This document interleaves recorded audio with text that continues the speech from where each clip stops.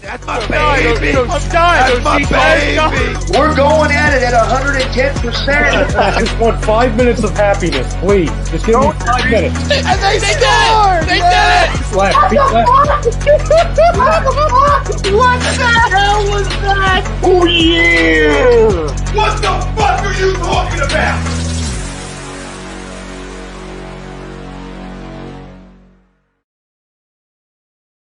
With you. You have to ask questions. Hey guys, welcome. Look, it's just a mom-son thing, you know what I'm saying? We have our guest co-host, Andrew Haney. Hello. You guys recognize him from last week on Bert Watson.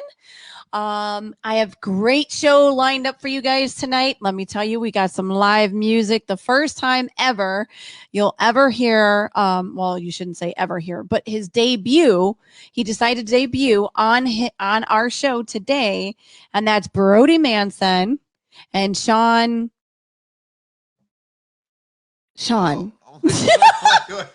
Okay, wait a minute. This is really bad.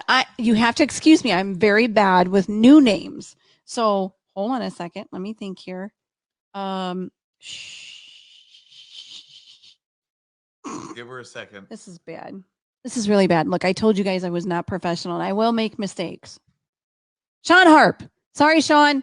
I got mad love for you. Please forgive me.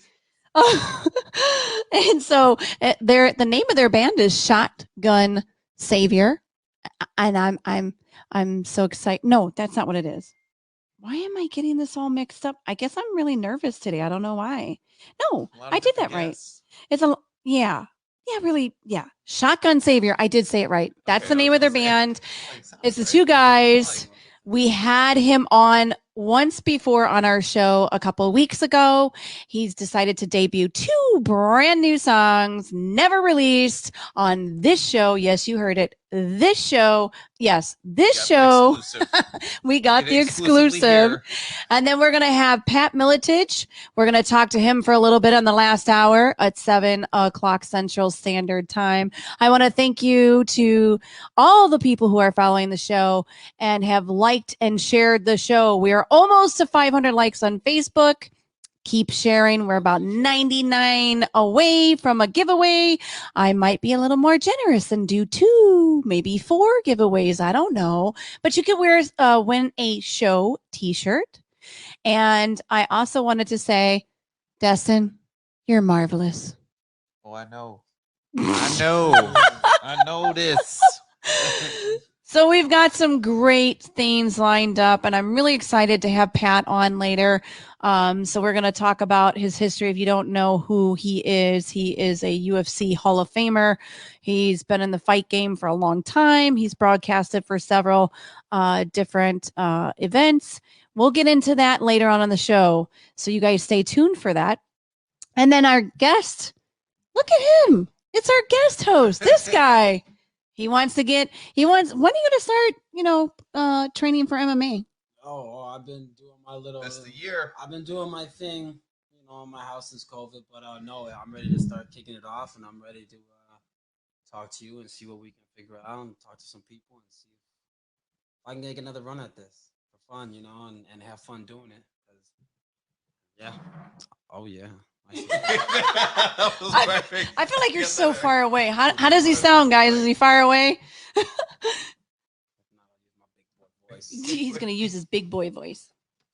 Destin, I also wanted to say you have a show coming up. You're training for a bodybuilding show. What show would that be? Yes, I am. And the only 2 shows that I'm thinking about right now are from Shredded Cheddar Productions and then Demetrius Lykos. Forgive me if I'm saying the name wrong. I probably am. We are not perfect. We are both related, in case you're wondering. I hope so. But I think it's Fox City Showdown and then Brew City. Where's the Fox one at? I believe they're both in Waukesha. Waukesha? So, yeah. I think. Yeah. Yeah. Oh no! Wait. I think he's using a high school, so I don't know. I'm not sure. I think. Yeah, I don't know. He made a post earlier today where he said he might be with using the location. Yeah. So those are the 2 shows I'm thinking about. If I if I'm ready for it, if I can, if the coach gives me the green light, says that I'm good and I look good enough to do a show, I'll do a show then. He always looks good. I am so jealous because this little guy, well, big guy, can eat pints of ice cream on his off season and drop weight within 6, 7, 8 weeks. Don't you hate that, ladies? He can eat whatever he wants, and then when he's ready to lose weight, it just drops right off. It just melts off his body. I wanted to let you guys know our poll question tonight. So listen, guys, this is going to be a fun question. Okay, for all you stoners out there. I know there's a lot of stoners. Oops, sorry. Okay, me too. All right, well, maybe. That's when just edibles. Yeah. Shh, sorry. Okay, maybe I'm not allowed to say that, but ignore what I just said. So the poll question is, now that UFC anti-doping won't test for marijuana, should fighters no contest fighters be overturned? Agree or disagree? That's a good poll question, guys. What do you think? What do you think, Andrew? Yeah, so first off, I'm excited that they took that off, because I feel like if someone wants to do it and they want to get into the ring whatever and be tired, good. That's better for the other person, shit, But hey, I know, Diaz brothers can do it and can make it 5 rounds, 10 rounds. So hey, maybe it provides that mind clarity, I mean, if you can get it right, and it takes like 30 days sometimes to get out your system. It's just ridiculous. So yeah, I'm down, and you know what? I'm down for the no contest. I don't think it's performance enhancer. So yeah. Yeah, I mean, look at Amy. Amy could get She up on high. stage, do all her little bodybuilding poses, and not fall.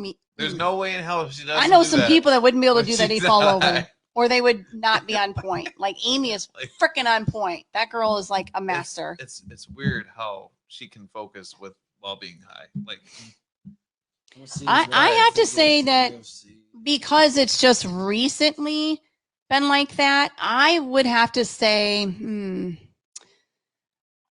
Or is it too late for the whole right. It might be too late for those who got hit with it in the past, but going forward, I think that it shouldn't even matter moving forward. But I don't know, overturning stuff from the past, that might be a little difficult to do. What do you think, Haney?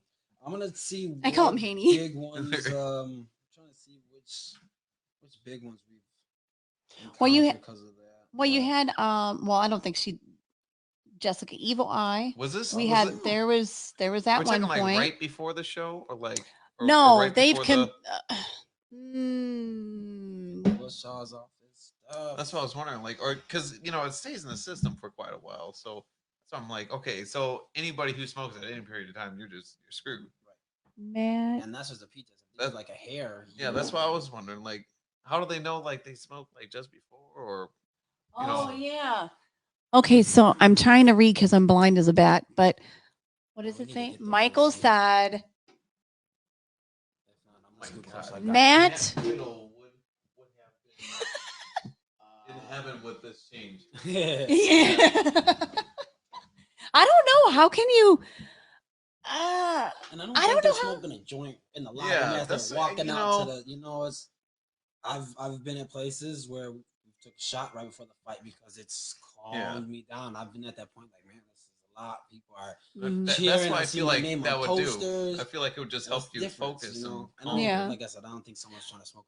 But doesn't it make a difference what the strand is? Because I've learned indica sativa. And then sativa. Is sativa the one that makes you sleepy, or is the indica make you like what? Indica in the couch.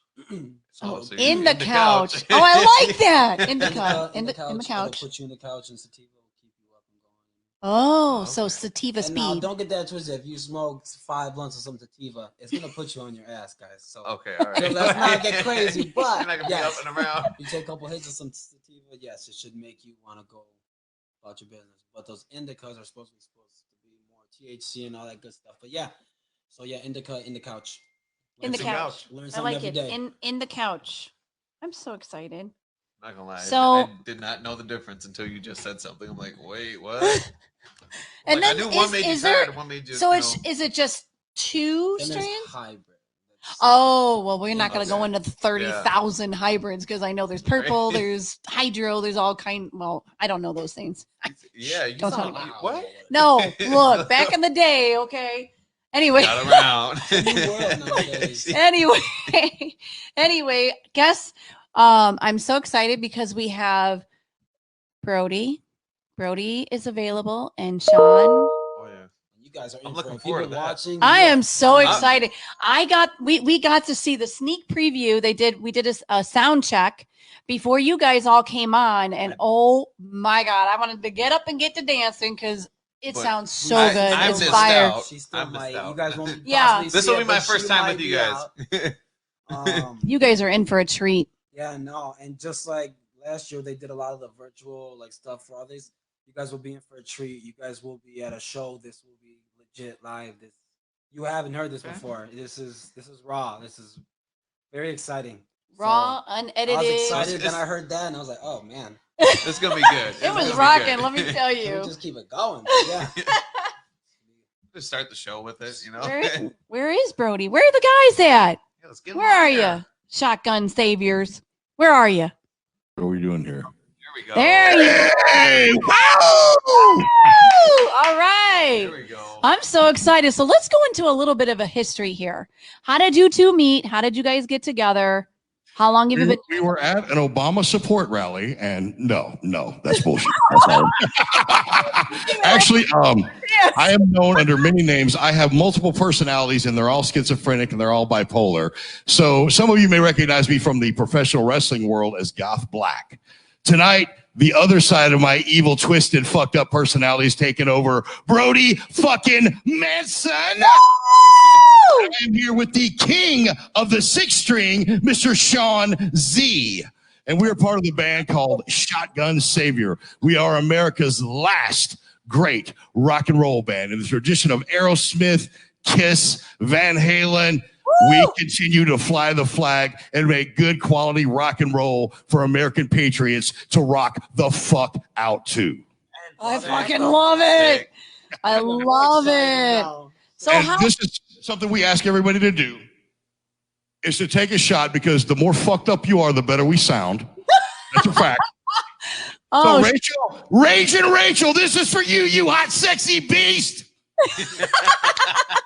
thanks, guys. I like being a sexy beast. Check me out in 6 months. I'll be even sexier. Oh, God, that was good.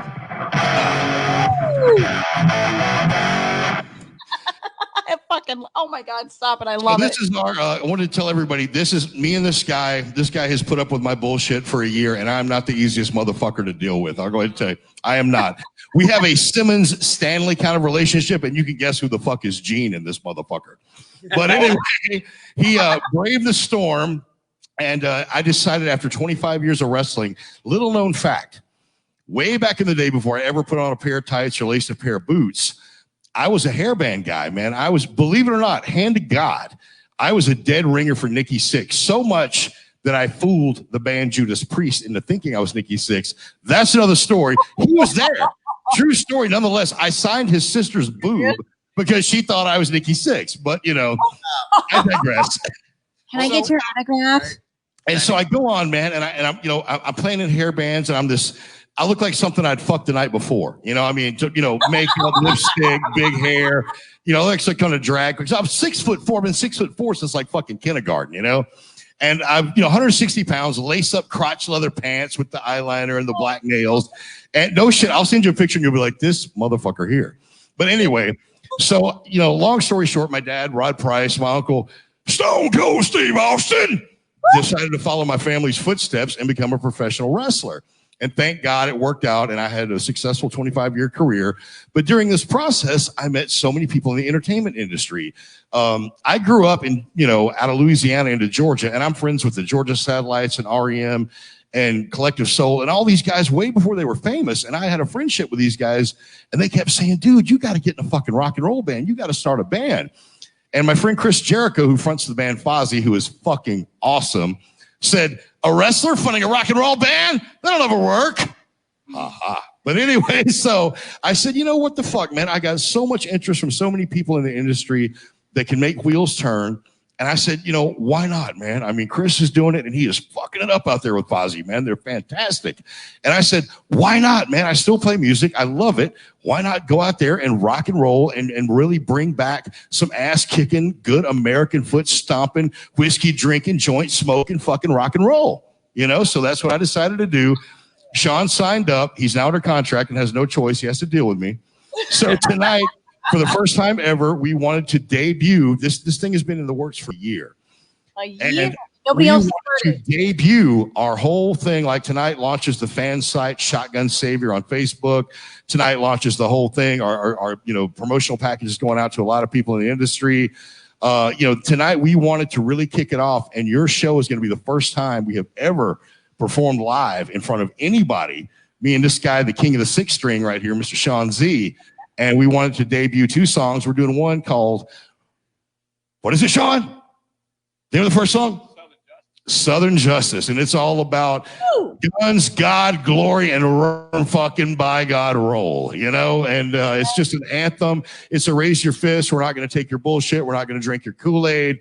You know, we're going to stand up for what's ours, God, guns, glory, and hot women. So that's what we're all about. And then we're going to do a cover later in the show. First time ever. This is brace yourself. Everybody's, as soon as I say this, everybody's going to say, oh, they're going to butcher the shit out of that. But we're doing Rhiannon by Fleetwood Mac. Now, picture me as a Stevie Nicks. But anyway. Hey, I got the girl. Send them her. It's going to shock. She's the best, man. And it all started as a joke. Like I was sitting around one day and you know, just fucking around. And I started singing Rhiannon. And I was doing it in a Stevie Nicks voice and looking the way I look. You know, I'm, you know, Rhiannon is like a and everybody's like, holy shit, you sound like Stevie Nicks. So, you know, Don't put on the shit out of it. And we decided, you know what, why don't we actually do this song? And this is the very rough version. You know, the polished version will be on the CD. But this is just a stripped down semi-acoustic. As you can see, you know, we got the Les Paul and Stratocaster rocking here. But we wanted to do it on your show because, Rachel, you fucking rock. And we love you. Thank you. I love you guys too. The longest answer in the world. I am never shy on words. That was a long answer. Hey, are we going to hear from your boy, Sean? Is he going to speak? Is he going to talk? He's not allowed to talk. Wait, your mic is off. See, Mike, I told you. Unplugged it before the show. Yeah, I did that on purpose. He says nothing. Nothing. Yeah. Mic check. Mic. Chicka chicka. I know. Well, he's got to make the magic happen here. Yeah. Yeah, he's not allowed to talk. He doesn't get to say much. He just kind of nods and, you know, goes, yeah, Brody, yeah. So who writes the lyrics? The other one. Was that a... Mike. Okay, they're back. We both actually do some collaboration. Like I'll come in with lyrics and he'll come up with a guitar riff, or I'll come in with a riff and he'll add to it. I mean, it's strictly, like I said, it's a very Jaggers, Richards, Stanley Simmons kind of thing, Lennon McCartney. You know, here I am comparing myself to the greatest guys in the history of rock and roll, but what the fuck? But anyway, you know, so we just have a partnership, man. It's all over the place. Sometimes he does. Hello? Sometimes I do. I mean, it's just a collaboration, but finding this guy, and I'm going to all bullshit aside here. This is not a. Hello? Sean is the, you got me? I'm trying to put you over and you're fucking me up, man. But anyway, he comes in and this guy, he's very humble. Sean, you know, opposite sides of the coin here, shy, humble, everything I'm not, you know, but he comes in, this guy, when you talk about Eddie Van Halen, Randy Rhoads, the greats, this motherfucker here is the king of the sixth string, man. He walked in and auditioned and my fucking jaw dropped. I was like, where have you been, sweet baby Yoda? Jesus Christ, you know? And this guy you know, he makes me feel like I have dicks for fingers. Like he'll only let me play guitar on like 3 songs. That's it. That's it. Then he's like, okay, put that shit down and go set some shit on fire and jump off an amplifier, or, you know, something like that, you know? Oh, man. So is my mic on now? Oh, that's yes. Oh, there you go. There I am. You're not the silent Sean. Speak it. I can talk. Yeah. He has a voice. You have a voice. Do you sing too, Sean? Yeah, I do. I'll sing some harmonies with Brody, and then on some other songs, I'll probably sing lead at some point. He's being very modest, man. This guy plays piano, guitar, bass, fucking, the triangle, cowbell. I mean, this guy is a phenomenal musician, man. And the fact that he decided to hitch his wagon to my psychotic ass is beyond me, I think it's just morbid curiosity. He just wants to watch me self-implode and fucking, commit suicide or something, I think. It's reality TV in real time. It is. Oh my! He can have a show all by himself, a talk show. And I often do, many times. If you don't get banned on Facebook. Yeah, that's right. Dude, I say in Facebook, I say defund Facebook police. Defund them, Amen. I do sometimes just to piss them off, like I'll just put Donald Trump is still your president. Facebook checkers have found out that I drive them crazy, man. I just load that shit, you just got that checked. Your post goes against community standards. I go commit against community standards. They do not like free thinkers. They do not like people who don't drink the Kool-Aid. They don't love true American patriots. They don't love fucking rock and rollers. And they definitely don't love Brody fucking Manson. Well, the world loves Brody fucking Manson. And I love the world, man. Like I said, I am an all-American boy. Grew up in Louisiana, New Orleans, man, down in the swamps of Louisiana. And I am, God's guns, glory, and hot chicks, man. That's what it's all about. America. America, motherfucker. Oh, my God. So you guys have not played anywhere.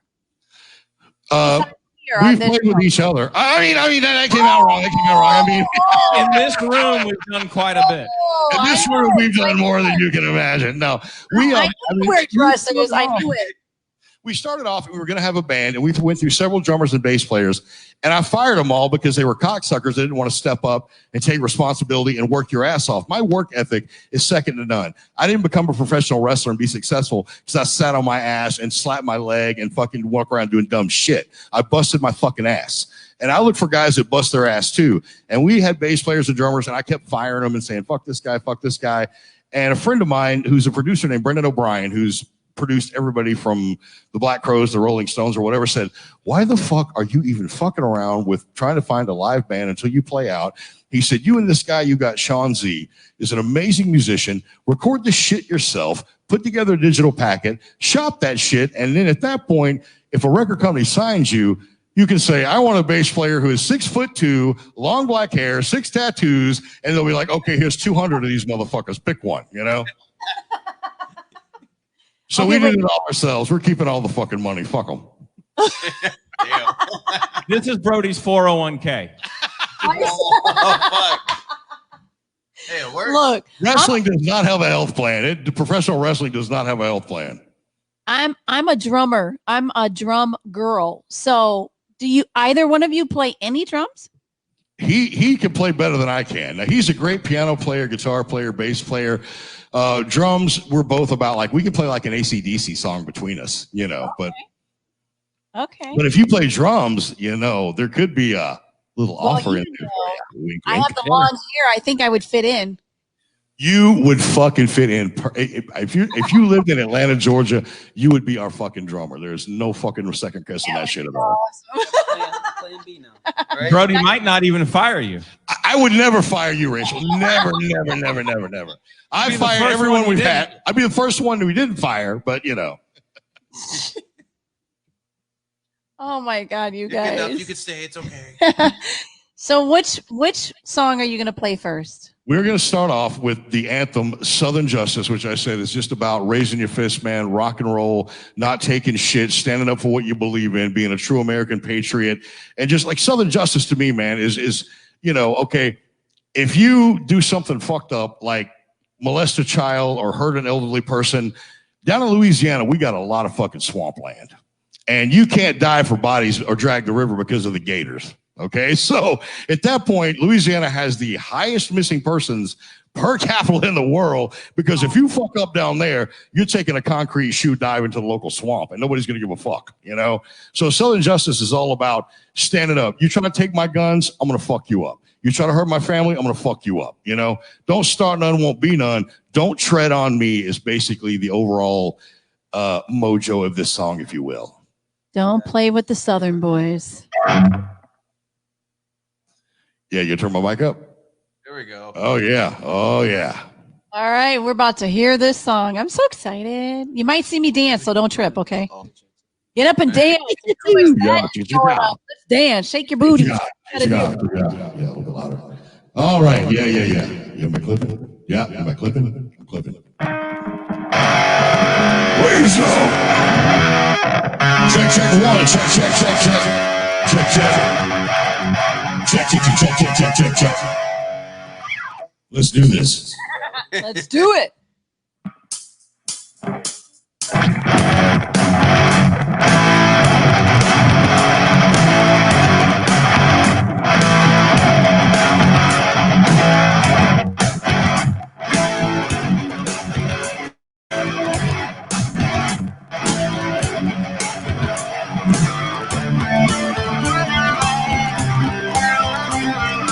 When you so down and it's on sharing yourself on your own knees. I kicked in the ball and scratched in the ball for everything I believe. Down in the gutters, where you're always thought out loud. And as you bring your day now, put it on for the best southern pride, yeah. I'm red on southern justice, yeah. To be southern.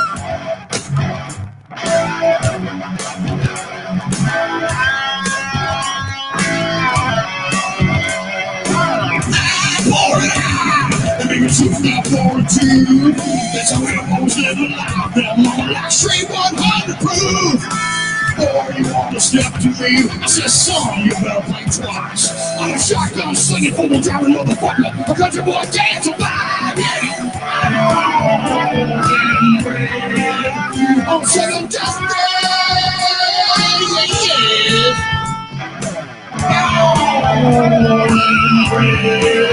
Be southern.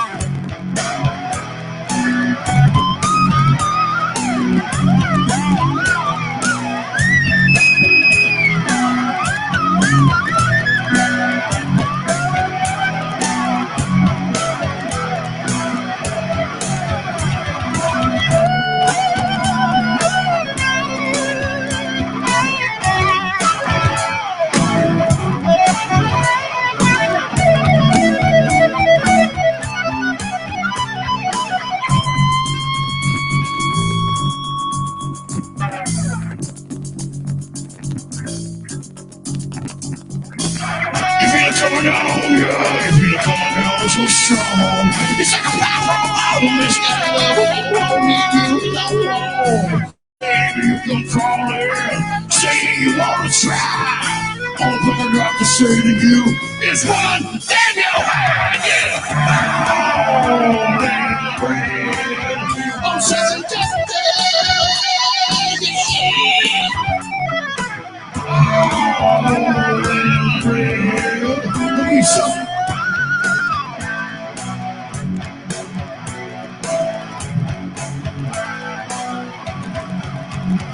why? Because I'm loaded fucking massive, that's why. That was awesome. That was sick. That was awesome. Thank you very much. Thank you. Thank you very much. Jody, all the ladies are saying you're pretty good with those fingers. I am young, hung, and skilled with my tongue. And my wife right now is going, I'm going to kill that motherfucker when he gets his sorry ass home. That's great. I got to ask you all one question. What the fuck is that on your ceiling? We got to know. Is that a spider? Is that a giant spider? Giant spider. That was freaking me out. I'm like, oh shit, it's gonna like jump off. I'm like, I'm not moving to Georgia with that shit down there. They're actually in Australia. That's an Australian spider right there. There's no telling with Sean Z, man. He's on a whole nother fucking Frank Zappa level. I can't even, you know. Oh my god! So who came up with the band name? I'll go ahead and take credit for that. I came in and Sean goes, so what's the name of this band? I'm like, Shotgun Savior. He's like, That works. So that was pretty much it, you know. What kind of guy? Right? Sean's great, man. He's real. We have the greatest working musical relationship because Sean is a very technical, musical genius level kind of fucking guy. He's very humble. He'll never put himself over. But Sean is incredibly fucking gifted when it comes to reading music, writing music, understanding music theory. I play from the cock. That's, I don't read music. I don't write music. I know where to put my fingers to make it feel good, So we work out really well because he teaches me structure and book learning music and all that. And I make him think outside the box. We've got a song called Voodoo Man. And he at first was like, this does not work. These are two different songs. They don't go together. And then he played it more and more and more and went, fuck. He said, he's going to cut me out. Well, just ow. He kills my mic every fucking time. Kills my mic. But anyway. That's a great part. We came back and I said, here's a song. And he's like, he said this, and I'll never forget it. And this is the funny part. He said, you are Rain Man level genius. And I'm like, so I'm fucking retarded but smart? Thanks, Sean. Thanks, buddy. Basically, that's what you mean. Now I got to ask, how long did it take you to learn how to play guitar? Okay, guitar.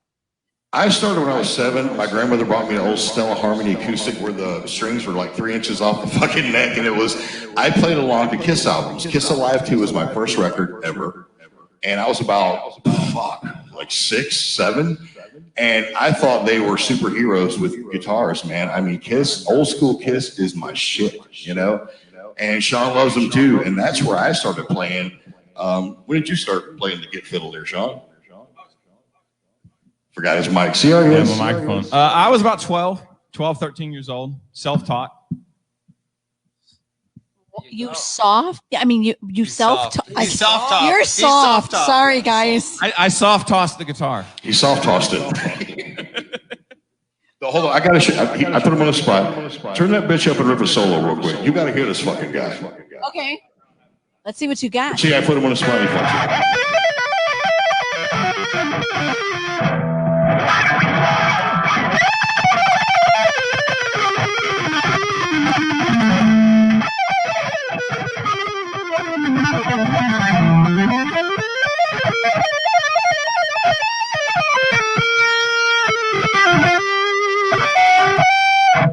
The king of the 6th string, Mr. Sean Z. That's space melting. Don't let your man go. Space melting. Hold on. I hear that shit and I go, like, I have dicks for fingers. I can't even play it. What the fuck? But it works. It works. That's going to make every lady in the house like, hey, what are you doing after the show?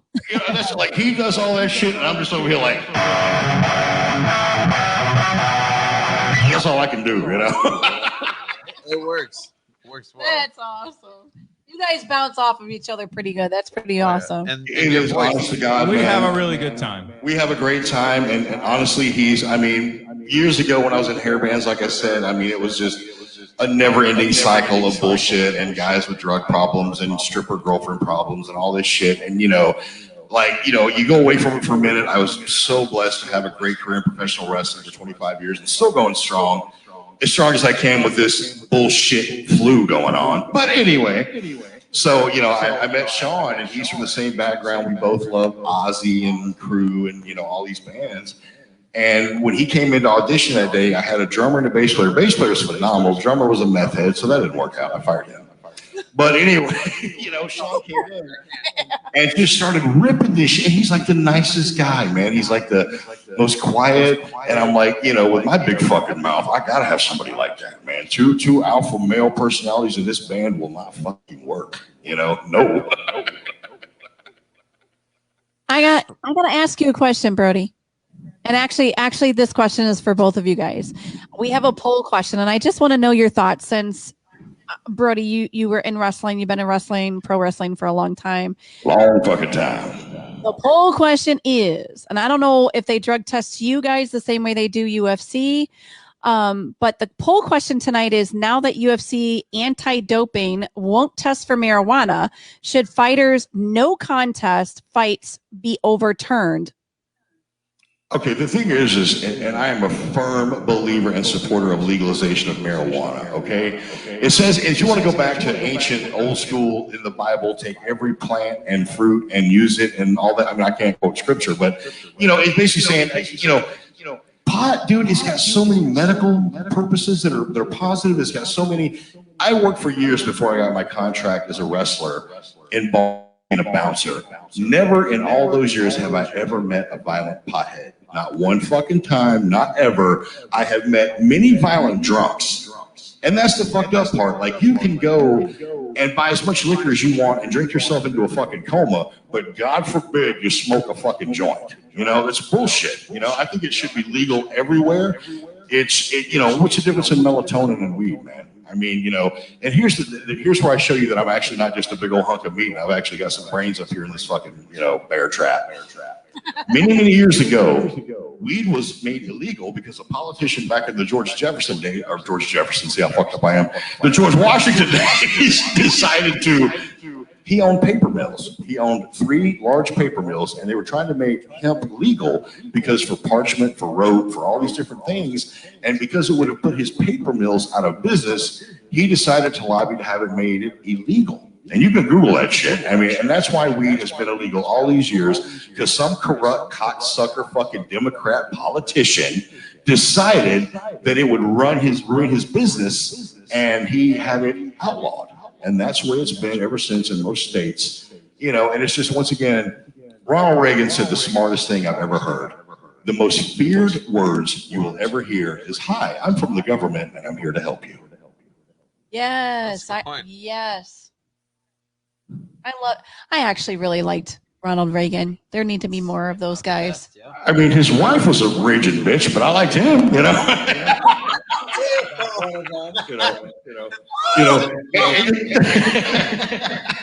I mean, the thing is, man, here's the thing, man. I mean, I'm for look, this is just my point of view, my 2 cents worth in the big grand scheme of things. Legalize fucking everything and let the weak weed themselves out. I mean, that's just what it comes down to. I could go buy a fucking bottle of Tylenol PMs at Walmart, eat that whole bottle, and fucking croak. But yet you want to fucking bitch at me if I want to fucking smoke a joint or somebody wants to do a line or whatever. I'm not saying, my personal choices are my personal choices. But legalize it all, man. There's where's a state that they legalized everything? It's like one state and they've said fuck it. And they legalized everything. And they're still going strong, man. I mean, let the weed themselves out. The government's not here to protect you from yourself. They're here to make money off incarcerations, drug charges, lawyer fees, DUI classes, all that bullshit, I mean, I'm just like, look, man, legalize it. If you OD on heroin, then you're a stupid motherfucker, That shouldn't affect my ability to smoke a fucking joint if I want to, Good point.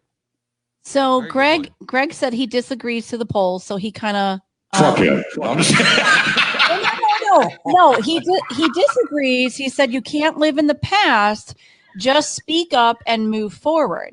So I do agree with that statement about not overturning fights from the past, but moving forward, it's going to be a whole lot better. Here's the thing. If we're going to have 4 years of fucking Biden, we're going to need to get stoned, man. That's just fucking the way it is, Oh, yeah. If I got 4 years of this brain dead fucking muppet, then I'm going to need some strong fucking weed, man. Straight up. Democrats are going to kill him out before he makes it all 4 years anyway. Shh, we're not talking about politics right now. We're talking. Sorry. Yeah, we're talking about. I didn't do it, man. You did it. We could go and rant about that all day. We just got to be careful. Okay, anything that I'm saying does not reflect the opinions of Rachel's podcast. I'm a free-thinking individual, and her opinions do not necessarily reflect those of mine. There's your disclaimer. There's Disclaimer. there is a discllaimer at the bottom of the show. So if I'm gonna be on there, they fucking better be. I think some of your guys are on here. I'm not sure. Hi guys. Big Play Stay. Big Play Stay. Do you know who that is? Who? I don't know. Big Play Stay. Well, whoever you are, hello. What's up? Hello. He knows you. He's like, hey, boys. What's happening? what's happening. Ask them if they're going. When Are you are gonna? you putting out the CD? We want to know so I can be the first one to get it. No. Oh, God bless you. Please buy our music. Yes, we're going to be putting out the CD right now. We're like I said, this is our kind of debut kickoff. This is the first anybody has even seen of this band or anything about it is on your show. We wanted to be an exclusive, and we fucking love your show. And we thought, what better way to fucking crack the champagne bottle on the ship? Immediately following your podcast, we're going to be launching the. God, I hate to say it. Facebook. Fan page for our band, Shotgun Savior, and from there there'll be details. We're in the final mix down right now. The CD, we've got 13 songs, 12 songs. I'll add another one by tomorrow. We have 12 and a half songs, and we're gonna, we're basically in the point now is just mixing it down, getting the EQs level, the finishing touches. After that, if you go to the Shotgun Savior site on Facebook, you'll be able to find details on when it'll be available for streaming, downloading, all that fun, funky stuff. Wait. How did that go again? Can you say that again? I'm gonna have to have a shot before I do because I don't remember what the fuck I just said. I was talking about yes, a Facebook. Yes, it's a Facebook. Anyway, yeah. Unfortunately, that's it does reach a lot of people and it's easy to access. So, Shotgun Savior on Facebook fan page will be launched immediately following your podcast. There are a lot of other developing sites. I'll touch base with you on some of those. Yeah, and we're going to get, we're just, we're trying to knock them down one by one, man. There's so much out there. There's so many different sites. There's so many different forms of, social media. We're going to be hitting them all. That'll be the first one just because it was the easiest and it reaches a lot of people. So we need a marketing manager is what we need. What'd you say, Steve? Right You there. said we need a marketing manager, Rachel. That's me. I'm the marketing promotion queen. And I know, and that's why I'm like, yeah. As long as I get a signed autograph copy of the CD. Man, I'll send you some 8x10s, and my Speedos, anything you want, man. You got it. I don't want that much. I just want to sign autograph copy on the CD. I'm not going to go that far. I'm going to make sure I use your Speedo picture for our backdrop. What do you think? As long as that's great, man. I got the cowboy hat on. I'm rocking the spurs and the boots. I got the tiger skin spandex, man hammock. I'm ready to go. And the big ass spider, too. And a big ass spider. But wait, I got a question. Wait, what are those things like guys wear in like their leather pants, but their ass like hangs out? Assless chaps. Assless chaps. Now you got to wear those. I knew that like right away. I knew that right away because I have a pair of those with extra long fringe, so I look like Bon Jovi when I shake my ass. Awesome. I don't even. Okay, so I gotta ask, what is the purpose of assless pants? I don't know. Honestly, the real thing is chaps help when you're riding a motorcycle. It's kind of like riding a horse. That's why cowboys used to wear chaps. It helps you from getting your legs chafed on the inside when you're riding for long distances. The village people took it to another area. So Village people. I know, right? Oh my gosh, the village people. I could sing too. Can you? A little bit. We'll do that on. Steve. In the shower when no one's Yeah, in the shower. I sound amazing. Okay, I can't sing. Anyway. The audition will be held. You're fired. No, I'm just kidding. Gotta fire everybody but him. He's the fucking only one left. So I gotta tell you a funny story. Okay, so speaking of asses, I was upstairs talking to Steve, who is actually producing the show tonight. All right. And I was talking to him and his girlfriend, and we were talking about the topic of the gym where my coach, my coach is Jim. He said he was talking about how women bleach their ass cracks, their holes. And I was like, what? I thought that was not a thing. Like, I know we do the Brazilian thing, but bleaching the asshole. So I was talking about that with Steve pretty loudly. Well, unfortunately, my daughter, who's like 17, was downstairs on Zoom. Yeah. He was on a Zoom with her teacher. Wow. I mean, I had the door closed and everything. She comes running upstairs. She's like, Mom. I'm talking about bleaching. Oh my God. Teacher heard everything you said. Yeah, I can't really give an opinion on the bleaching. I am a firm believer in ordinary, because I have no body hair past my beard. I mean, most wrestlers shave their body, most fighters shave their body. It shows off your muscle definition better, and all that good stuff. Plus, if you're there fighting or wrestling with someone, you don't want some guy's nasty body hair all over your face. You're already locked in with holes and stuff. So, I mean, I veet, honestly. Do not leave that shit on past 3.5 minutes, or you will regret it. Do not leave it on. When it says 3.5 minutes, you better time that shit. Otherwise, you got chemical burn on your fucking nuts, man. It's rough, I don't even understand the Nair was purpose. just as bad. Oh, Nair is bad. You talking about? I use Veet. It has lanolin, and I use it makes my testicles spring fresh. Okay, so Destin had a question last time you were on the show. He's like, how does he do his beard? Like, how does he get it that way? Oh yeah, I was very curious. There's no way that I wish I could come up with some cool ass story or something. I mean, it's just here's the thing. I always grew in white when I was like in my late 20s, early 30s. I was like, I don't look like a fucking old man. Fuck that. And I dye it out and dye it black. And one day I was just changing facial hair patterns, and it's kind of my hobby. And I was just changing shit up, and I was letting it grow in. I hadn't dyed it yet, and it came in this white color. And everybody was like, "Dude, that is so fucking badass. That is so cool. That is so cool." I was like, "Well, fuck Just for Men, then. I'll just go ahead and let it grow in." So okay. That's the mystery. Our other special guest is on. I'm not sure. Steve, is he available yet? Steve? Hello? Hello? I think I'm producing the show by myself. Brody fired Steve. I fired him. Steve, are you there now?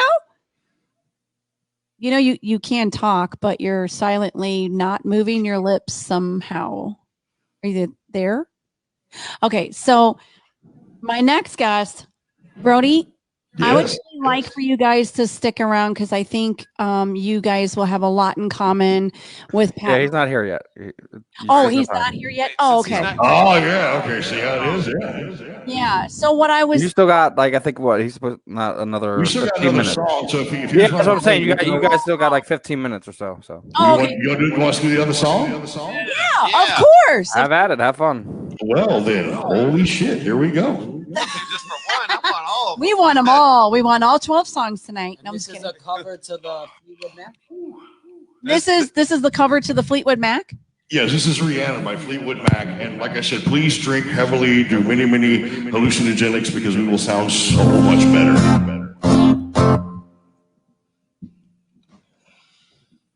First time ever, we're going to butcher the fuck out of Rihanna right here live. That's awesome. Sorry, Stevie. Yeah. Let's do it. Here we go.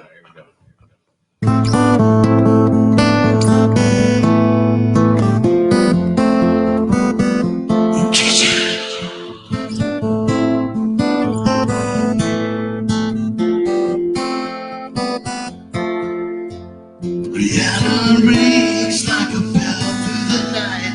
Wouldn't you love to love her? Takes you to the sky like a bat in flight. Who will be her lover?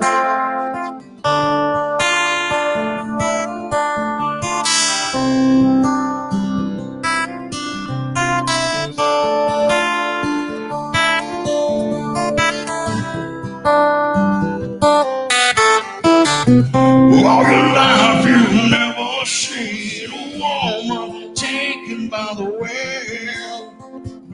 Would you stay if she promised you heaven? Would you ever win? Would you ever win?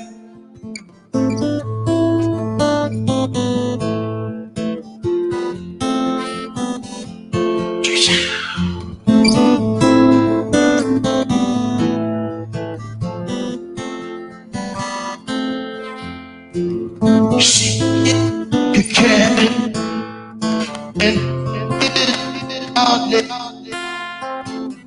to the sky like a bat in flight. When the sky highest tallest.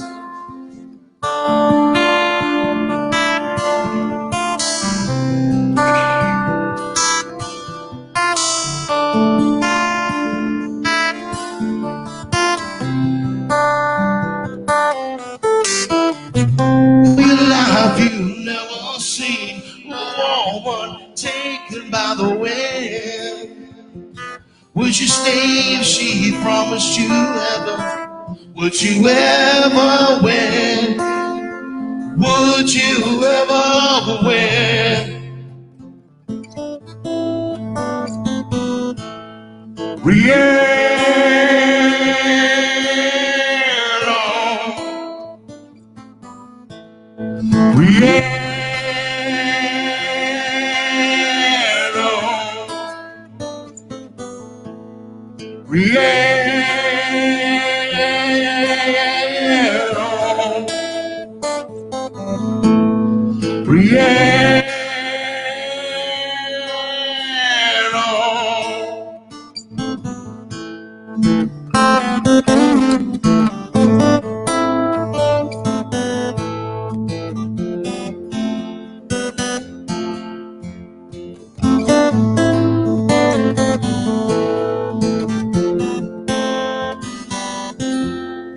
Piano rings like a bell through the night. And wouldn't you love to love up? Takes to the sky like a bat in flight. And who will be a lover?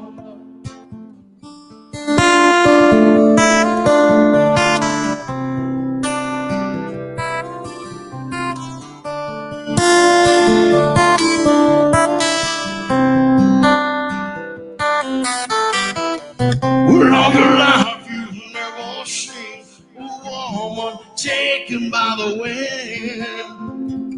Would you stay if she promised you ever? Would you ever win? Would you ever win?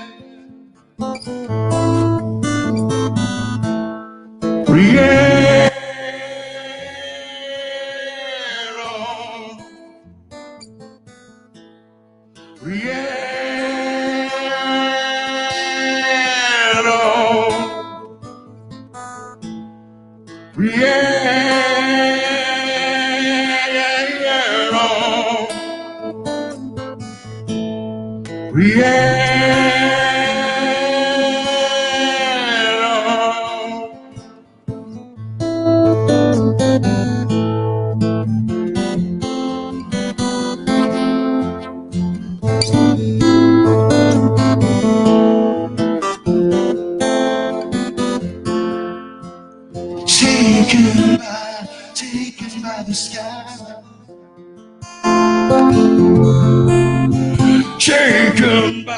Taken by the sky.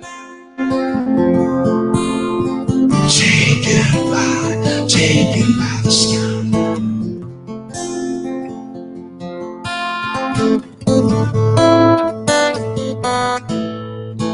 Mr. Sean C. on lead guitar.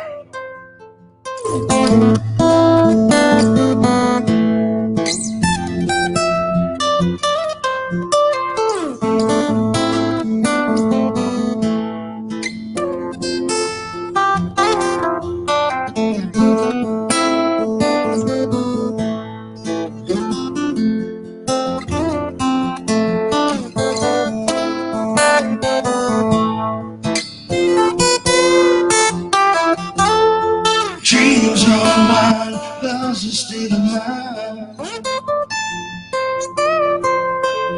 Dreams unwind, love's a state of mind. Dreams unwind, love's a state of mind.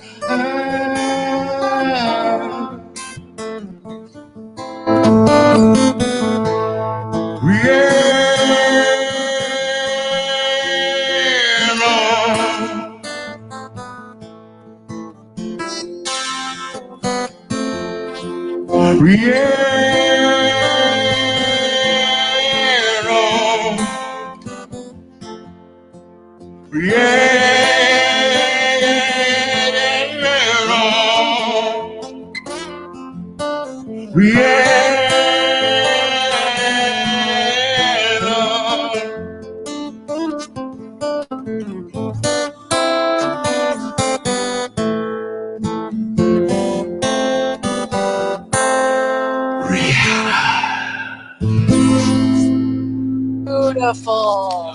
That was Wow. The softer, more gentler side of Brody Manson. Wow. I had like little goosebumps all up and down there. Oh shit, man! Thanks, Rach. That means a lot coming from you. Wow, it just we went through this song. I shit you not. This song has been a gothic industrial song. It's been a bluegrass song. We have tried for a year to fucking nail this song and do it justice. And because I'm such a Fleetwood Mac fanatic, and Lindsey Buckingham is one of the most underrated fucking guitar players in the history of rock and roll. They are one of the greatest bands ever. And I couldn't go out here and fuck that up. I was like, I can't butcher that. I can't fuck that up, So after a year, Sean's like, why don't you just fucking relax and sing it? Okay. And then that's what happened. Here it is. Or have another shot. No.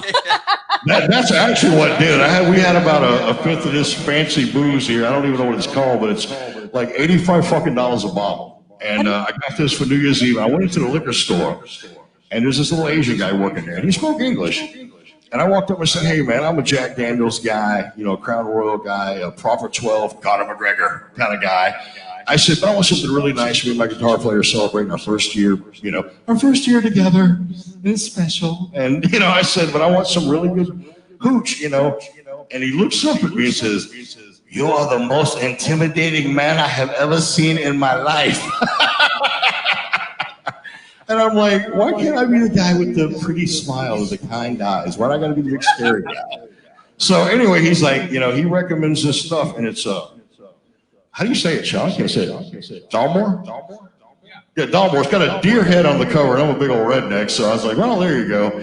And I was like, is this shit good, man? It's like $85 is a lot for a bottle of booze. And he said, man, there's no way I lie to you. I don't want to fucking die. Sure enough, man. This is the shit right here. So if you got $85, Dalmore is the shit. Big old deer head on the cover. The more you drink, the better we sound. Hey guys, Pat's available. So I wanted to Right on. I'm super excited. Will you guys stay on for a little bit? Maybe at the end, like we'll do like a little tune, like a little. We would love to. Absolutely. Okay. So I want to welcome Pat Miletich. He is fantastic, one of the best in the business. He is a UFC legend, Hall of Famer, broadcaster, patriot of this country he loves so much. I want to welcome Pat Miletich on the show. How you guys doing? Hi, Pat. How are you? You're getting a standing ovation from some other patriots. Sorry, my dogs are losing their mind. Hey, no. That's okay. Sorry about that.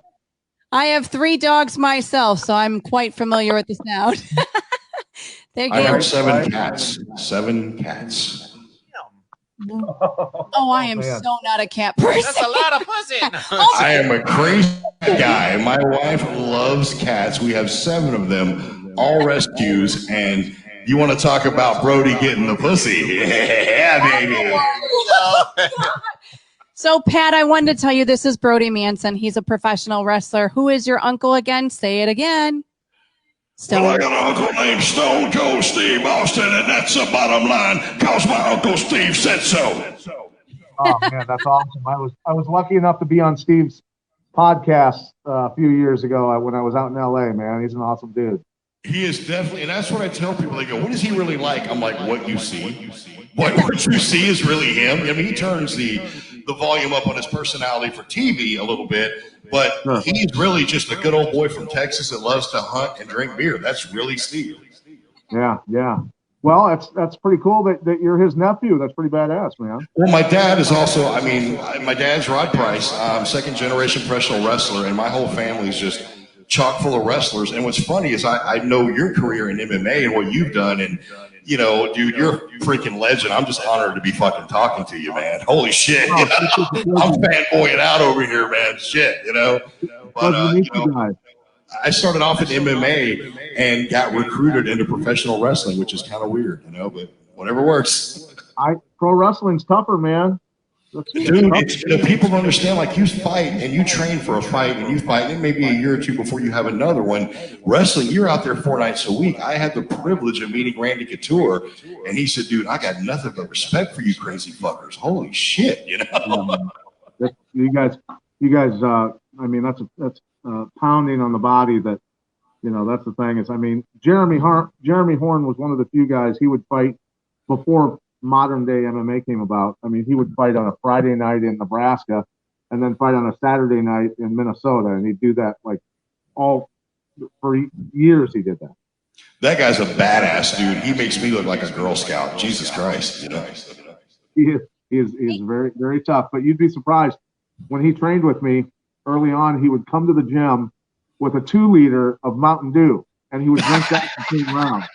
And I was like, "What are you doing, man? What are you doing?" Whatever works, man. Hey, Pat, can you do me a little favor? Introduce yourself a little bit, your history, because A2D Radio is not familiarized with who you are. So we want to get you out there. How could you not know who the fuck he is? Holy shit. I know. The legend of all legends. I said, this guy's a fucking legend, man. Are you shitting me? Yeah, I mean, I grew up here in Bettendorf, Iowa, born and raised, and obviously Iowa, the hotbed of wrestling, and we were one of the top cities in the state of Iowa for wrestling, and you just did it. I mean, the guys that were bad wrestlers in Iowa and certainly Bettendorf were the ones that went out for basketball. You know what I mean? So I was raised in wrestling rooms. I was 5 years old. I got beat up by the middle school wrestling coach's son. And I said, I think I better learn how to wrestle so that doesn't happen anymore. And so I started wrestling 5 years old. I didn't win a match for like 3 years. Didn't win a tournament until I was in 8th grade. And then started slowly getting better and better. But actually, football was my favorite sport. All my brothers were 6'5", big guys. And I figured, I'm going to get big too. I want to play linebacker probably in the NFL, at least for the Hawkeyes, Iowa Hawkeyes.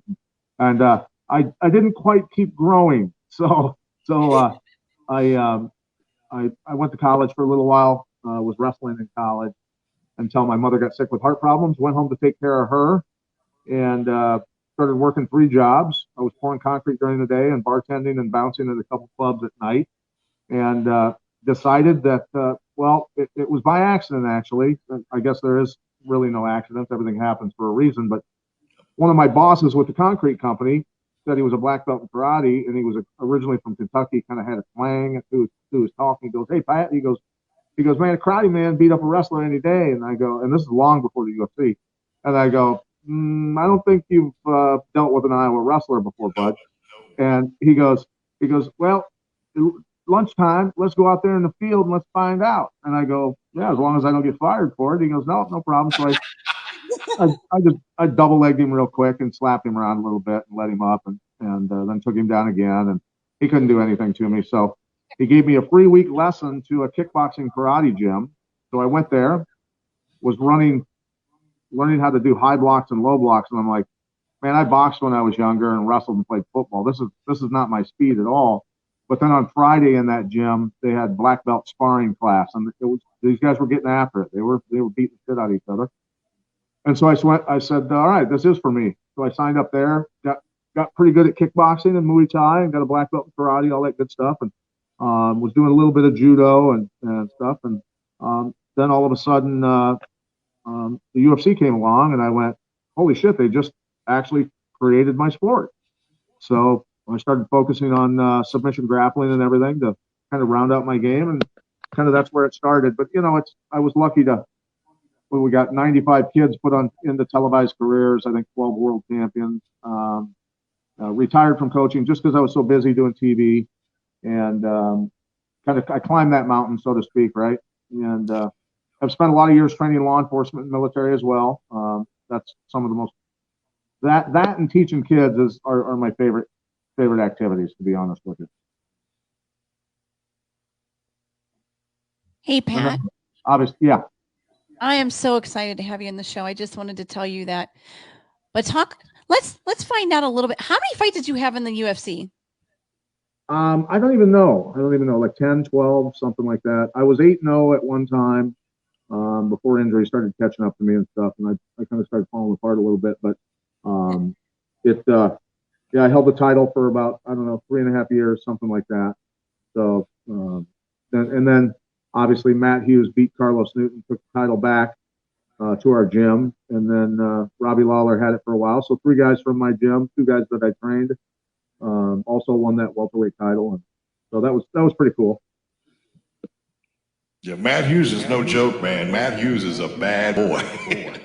Yeah, I couldn't believe how strong he was. I mean, at the time back then, I was fighting at 170, probably weighing 190. I could bench 370, probably 375, and I was dunking a basketball at the time. I was only 5'10", and running about a 16.5 minute 5K. It's about 5.5 minute mile.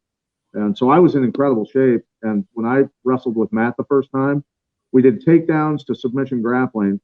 And I'd never felt anybody that strong, really, besides Steve Rusk, but anybody my size to be that powerful. I really couldn't believe how powerful he was. It was ridiculous. I heard Forrest Griffin one time say, I've had the pleasure of knowing Forrest, and he's a Georgia boy. Yeah. So, I had the pleasure. He said, Matt Hughes, he's like, this is Forrest's words.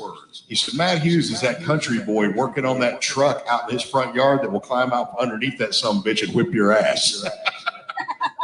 Yeah, he had, that farm strength was real. I mean, it really was. His twin brother was really just as strong, but a little meaner actually. But he just his wife, I don't think, wanted him fighting very much, so he didn't fight for very long. I always wanted to see Hughes versus Lesnar. That was like one of my dream, because I know Brock in the wrestling world, I saw Hughes versus Lesnar in my gym because Lesnar came and trained with us for a while, and Hughes submitted him. Hughes submitted Lesnar, or Lesnar submitted Hughes? No, Hughes submitted Lesnar, took his back and choked him. Yeah, that sounds about right. I had a guy come up to me that I hadn't seen in years before, for a long time. And there was one of the Nigerian, the giant Nigerian wrestlers. Yes. So they brought the Nigerian champion into my gym. And the guy called ahead of time and he said, "This guy is a specimen, dude. You got to see him. And I think you might want to train him." And I was like, "Yeah, man, bring him in." And so they brought him in, and dude, you talk about a physical specimen. I mean, this guy was like 6'7", probably 320, and shredded, absolutely shredded. And I saw him and I went, "My God, look at this guy." And Hughes comes up to me and goes, "Let me go with him first." And I go, all right, dude. I go, "I just don't want you getting hurt. This guy's massive." And he's like, "No, I want to go with him." So Hughes ragdolled this guy. He took him down numerous times and shook our hands. And the guy, you could tell the guy from Nigeria was absolutely in shock. He had no idea what just hit him. And so I hadn't talked to that guy that brought him in since then. And the guy comes up to me and he goes, "Do you remember me? I'm the guy that brought that Nigerian kid into your gym." And I go, "Yeah." I go, "How come he never came back?" And he goes, "Dude, he was so scared after having a 170-pound fighter destroy him that he was like, I absolutely want no part of it." I want no part of it. Yeah, that's crazy. Yeah. Matt Hughes, he's a phenomenon, dude. There's not many like him. You got guys like, I work with Brock in the wrestling, and Brock is a specimen, man. That guy's freakishly strong, Yeah. But Matt is just a whole nother animal, dude. He's just one of those guys you can't put him in a category, man, because he's just freakishly strong. He's freakishly agile. He's freakishly fucking fantastic, Yeah, he is. I mean, the only guys in the country that could beat him in wrestling were guys like Joe Williams. Yeah. Hughes would lose by 1 point to Joe Williams, and Joe Williams, 4-time NCAA champ and Olympic gold medalist, out of the University of Iowa. So, but those are the only guys that could beat him. Yeah, he was always one of my favorites, man. Great guy. I mean, I've met him a couple of times, and he was just so polite and nice, and so cool. And we talked about wrestling. Well, everybody's polite and nice to you. Look at the size of you, dude.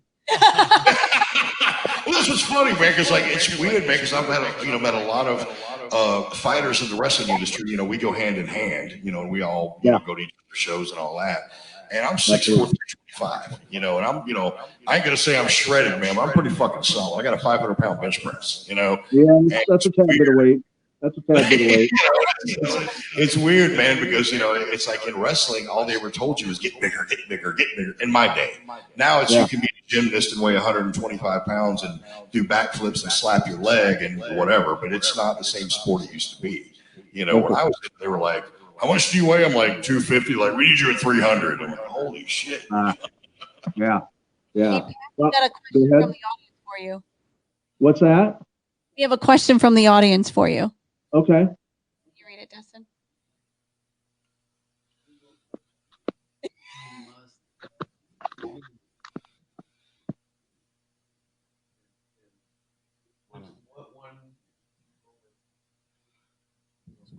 The most to you? What's that? So, all right, I gotta get up closer. All right, 3 world titles, Robbie Matt and Tim Watt. What moment is the most to you? Meant the most to you.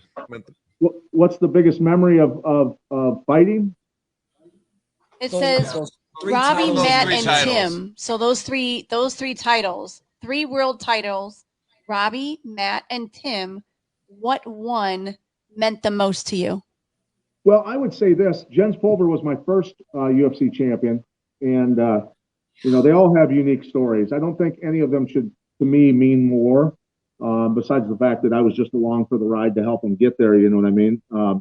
Robbie winning a world title was the longest road because Robbie early in his career didn't fight like he trained in the gym. In the gym, he was very systematic. At 17, he was beating up world champion. But he just would get in fights, get in the cage, and just go bombs, just throwing bombs. And I'd ask him, finally I asked him, I'm like, Rob, why don't you fight like you fight in the gym? Nobody'd ever touch you. And he goes, Pat, I just want to get this shit over with, man. I just want to get out of here. But Robbie finally, when he was fighting in Strikeforce at 185, he walked around at 190 maybe. So he's fighting guys that cut down from 220, 225. They're much bigger men, but none of them could destroy him or anything. None of them could manhandle him. He would lose some fights. But I told him, I said, listen to me. Just drop the 170, go back in the UFC, win a world title, make a bunch of money for your family, and take care of your family. And so he finally made that decision. And Robbie started with me when he was 16 or so. So I think by the time he won that world title and did that, that was obviously very satisfying. But all of them were amazing. That's amazing. So I have one, our poll question for tonight, and I really wanted to know what your thoughts are on this question. Give me 1 second. I want to read it verbatim here and pull it up for you. Oh, it's on the screen. Okay. Now that UFC anti-doping won't test for marijuana, should fighters' no contest fights be overturned? Agree or disagree? That's an interesting question. I mean, do you grandfather clause those guys in and overturn those, or it was illegal at the time and they broke the rules? So I mean, it is what it is. I'm the kind of guy that says, look, this is. I don't know. I don't know how they control it. I don't know how they ever will in professional sports to a certain extent. People are always trying to figure out ways around the system, all that. So it's like bodybuilding, where they have all natural bodybuilding and then they have take whatever the hell you want bodybuilding. I don't know if you have to do that for mixed martial arts. You know what I mean? I don't know. But certainly I wouldn't want guys fighting guys that were not to have an unfair advantage and somebody get hurt worse than they should have got hurt because the guy's got superhuman strength because he's doing steroids or whatever. So it's a tough question. And when people come up and there's, what do they say, nano amounts of certain steroids or this or that in people's systems, and they get passed and they're allowed to fight, and then other guys have the same thing and they're not. There's some selective stuff going on there. So I just think that it's got to be across the board for everybody. And that's something that Andrew mentioned. Our special guest, Andrew, he's getting into. You're going to re-enter the MMA world and start training. So this is Andrew Haney. Okay. So you were explaining that. What were you explaining in the beginning? What were your words about this subject? Oh, I just feel like if people want to do certain things, I do agree. I feel like we should move forward. I mean, going back, what's it gonna do now? Nobody's gonna get the belt from it now. Where it's kind of in the past. But yeah, if someone wants to do it, if someone wants to be high in the ring or something, then I see it as an advantage for the other person, possibly. But Yeah. I feel like people. There's no way I would want to fight fucking stoned ever. Period. Never. Into the ring smoking. So unless you're Nate Diaz, then you just beat the fuck out of people. I don't know what the fuck. Yeah, it's weird. It's like Joe Rogan can smoke and he still speaks eloquently, has a perfect memory, all that sort of stuff. It's amazing how much Joe can smoke. Jesus Christ. He's like the world UFC, man. It just affects people differently, right? Everybody, I guess, just molecular DNA and all that sort of stuff, how people are made up, how it affects everybody differently. I certainly have no desire to get high and do anything. I understand a lot of people use it for medicinal purposes and everything else. And hey, it's been used as medicine for thousands and thousands of years before pharmaceuticals came along. So obviously, it helps a lot of people, right? Yeah, it seems like only the Diaz brothers could pull that off. I don't know how they. Those guys are just freaks of nature, man. All of them. They're just nuts, man. And then he came out and beat McGregor and was like, "We beat speed." I was like, "Holy shit!"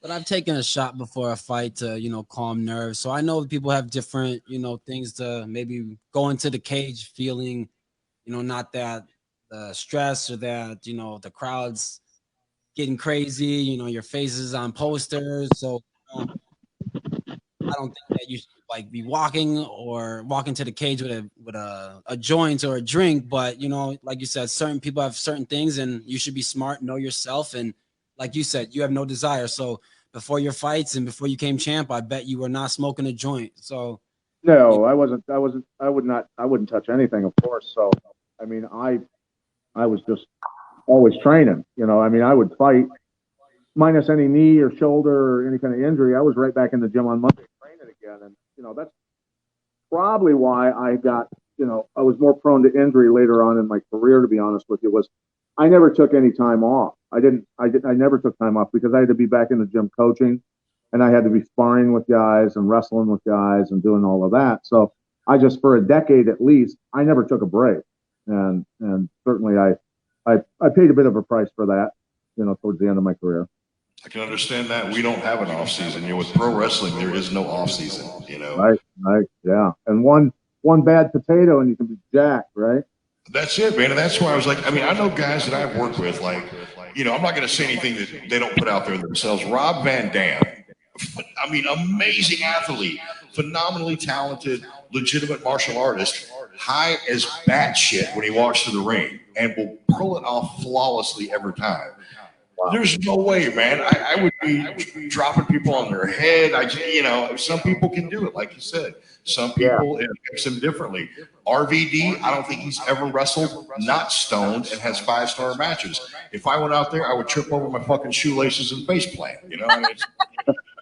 Hey, so I always like to ask guys, do you guys know the history of Danny Hodge? Danny Hodge? Yeah. Probably not as well as you do. so Tell him. Many years ago, I had the opportunity to meet him. I was calling fights in Oklahoma. And of course, he was three-time national Golden Glove champion and 3-time national collegiate wrestling champion as well. So he was the predecessor of the Ultimate Fighter, right? Yep. Not a big guy, probably weighed 150 pounds when I met him. And he was 83, I think, when I met him. I think he's still alive. He might have been around 80 when I met him. But anyway, I think he's probably 90 now, easy.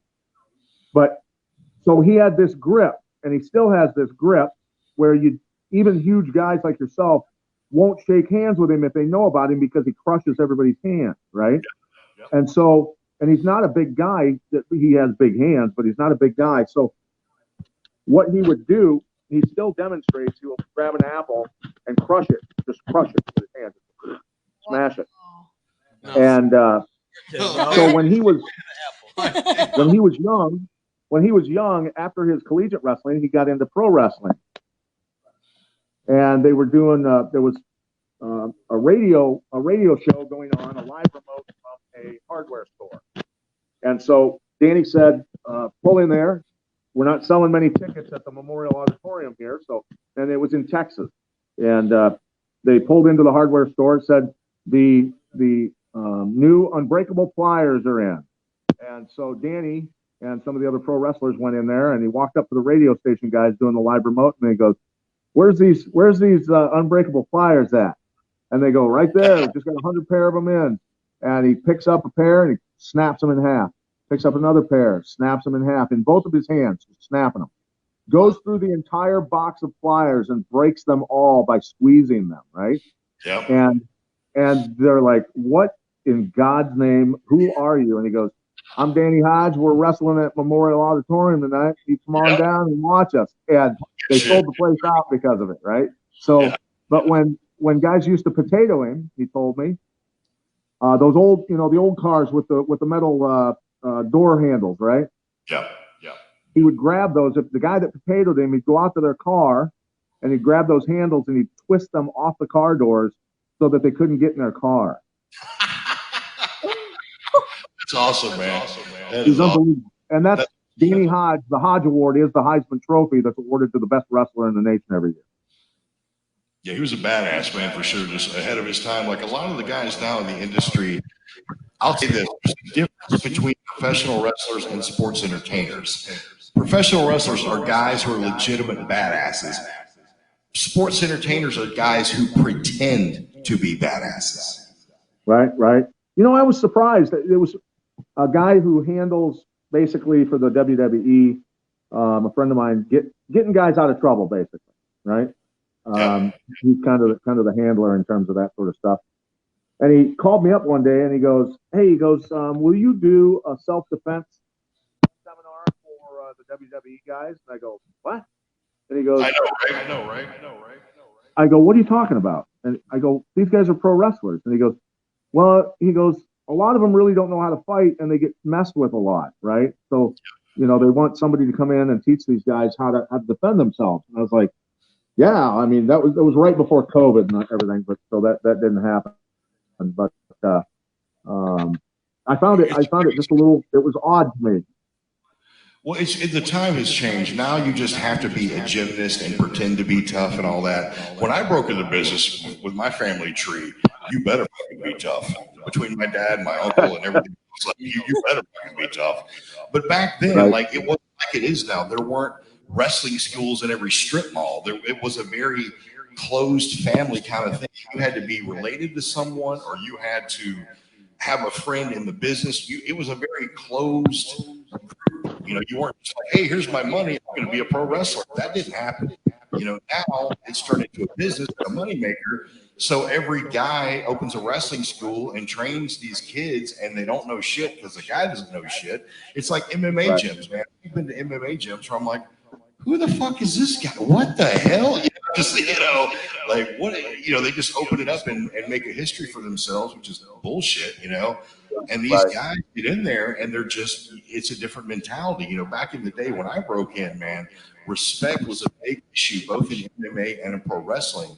Now guys have the mentality, well, I'm in the locker room with Steve Austin, so I'm just as big as he is. I'm just as much of a star as he is. We're in the same locker room. Go fuck yourself. No, you're not, Well, I'm at the same seminar Randy Couture's at. I'm speaking. I'm just on his level. Go fuck yourself. No, you're not. I mean, it's just, this big thing is lacking today. And there's something that one of my trainers told me, and it was something I've always carried with me, is respect in our business is earned. It is not given. It is very hard to earn respect, but being taught respect can be very painful. Yes. Yeah. Absolutely, absolutely. And yeah, that's the thing is I always told my fighters, be nice to people on the way up, because if you're not, the way down is going to suck really bad. I love. Have you been to Randy's gym he had in Vegas? I don't know if he still has it or not, but when you walk in the door, it says "Check your ego" at the door in big fucking huge gold letters. Have you seen that? Yeah, I taught years ago. I taught a seminar out there, and I had a great time. Really, a lot of very talented athletes and students out there. It's a beautiful place. Oh, it was gorgeous. I was very fortunate to get invited, and he's one of my all-time heroes. I'm an old school guy, so Chuck Liddell, Randy Couture, those guys are my, those guys are the shit, man. And I was fortunate enough to go to his dojo and just meet him and talk to him and hang out with him. And I was like, dude, I love that. Check your ego at the door. He said, yeah, you come in here with an ego, we humble you and we send you packing pretty quick. Yep. And that's the thing is, it's interesting. Back in the early days, when we started, I started out doing a Battle of the Masters, which was no weight division tournaments, 8-man tournaments, no weight division, no rules, all that good stuff up in South Side of Chicago. And so guys would be driving across the country and stop in at the gym and say, or call and say, hey, I'm going to be coming in town. I want to fight the toughest guys you have in your gym. And this is back in the day when, the individual arts, the karate guys, the taekwondo guys, or, the judo guy, or whoever, they had so much pride in that one art that they felt that they had to defend it by coming in and fighting people, right? And I tell you what, you talk about, we had probably 6 or 7 taekwondo guys come one time, and it was like a slaughter. It was awful. I mean, our coach, our instructor at the time, who was a really good kickboxer, really tough guy. I mean, he had to go, all right, just stop. Wow. But when somebody comes in and you're a fighter and they challenge you and you don't know them and they just walk into your house and go, right, I think I can kick your ass. You want to fight?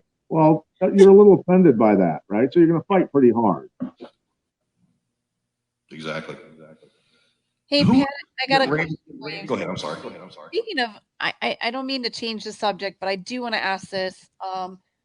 The COVID, obviously, how did it affect being able to train and fighters for last year? What were some of the challenges around the COVID and the shutdowns and things like that? Well, I retired from coaching for the most part long ago. I help kids now and then.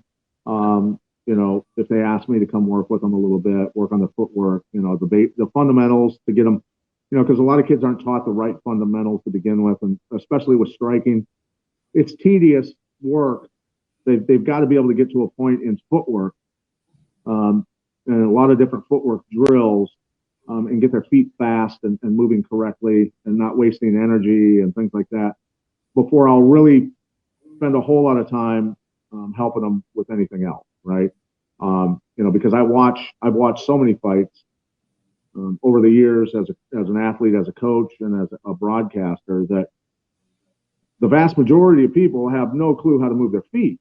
So they might hit hard and stuff, but they don't know how to get themselves in position to strike effectively. They take too many shots coming in. They take too many shots going out. They don't move their head correctly. And so if you don't have fast feet and fast footwork, it's very difficult to have fast hands, and it's very difficult to have fast head movement, right? So that's the stuff that I've always focused on. But the COVID thing affected more than anything, just because I've trained law enforcement and military for so long, where there was none of that out of it. None of that was going on. So that was something that, and no broadcasting for 18 weeks as well. So COVID affected everybody, I guess, in a different way, depending on what you do for a living, right? Right. So that's going to lead into my next question. And my next question is, walk us through everything since the 6th that led to the current events of what happened. Obviously, I saw the news and I read the article the many articles that were recently done. And Brody's a patriot. I'm a patriot. We're all patriots in this room. And I was quite angered by what I read and the treatment. So can you give us a little detail? Yeah, sure. Well, I'll tell you about what what transpired on the 6th. For us, the individuals, and so I took a lot of pictures with people that day. People who recognized me wanted pictures, things like that. Well, one of those pictures, and some of the pictures, I put up like 10 pictures on my Facebook page and Instagram, and somebody latched onto one where a guy was wearing a hat that had initials on it that people say stands for some sort of racist group, and he was making a hand gesture, an OK symbol with his hand, which everybody's saying now. I mean, I'm from the generation when, you fall down and somebody goes, "You're all right." You go, A-OK, and you give them that signal, right? So I didn't even know he was making the hand gesture. First of all, I'm looking at the phone that's taking the picture, and then when I was posting pictures, I didn't think anything of it. I don't know. People aren't walking around with those hats on in Iowa. I just did. I don't know anything about it. I do now, of course, because everybody freaked out on that one picture. So, for people to attempt to ruin a man's life over a picture that he takes with a fan. I mean, I don't do background checks on everybody. I've taken tens of thousands of pictures with people. There could have been serial killers in there, right? I don't know. I have no clue who these people are. They're just fans of the sport and they want a picture. So that was what everybody got angry about. And of course, because I'm there's going to be a certain percentage of Americans that are offended that how dare you go and listen to the president speak and be part of history, right? So anyway, we walked from the Washington Monument. We were in front of the crowd for the most part to get to the Capitol, and we stood at the barricades off to the left in front of the Capitol. And as the crowd grew, I think there was probably over 1 million people there. It was a massive crowd. The police officers in the front, we looked down the line of the barricades, and the police officers are opening the barricades and waving the crowd in. And then I saw footage of the other side of the Capitol where they were doing the exact same thing. So as the crowd moved up Capitol Hill, and we stayed, there was something about it where my friends and I said, nope, we're not biting on this. Nope, there's something going on. So we stayed down behind the barricades where we were at. And then as the crowd moved up the hill, all of a sudden a bunch of guys in riot gear slide in from the left and make like a half moon circle in front of the stairs leading up to the Capitol. And then all of a sudden you start hearing explosions. They're getting hit with grenades. They're getting hit with tear gas. You can see the massive green clouds in the front of the crowd. And then OC spray. And it was so far up the hill from us. I mean, you can't see perfectly, but you can see generally what's going on. And you can certainly hear the explosions and see the smoke and everything. And basically it was almost like they let them in and then hit them with all those less than lethal weapons to piss them off, right?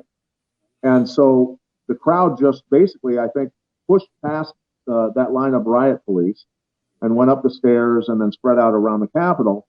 Well, from where we were, we can't even see the doors or anything. We can't see anything that's going on.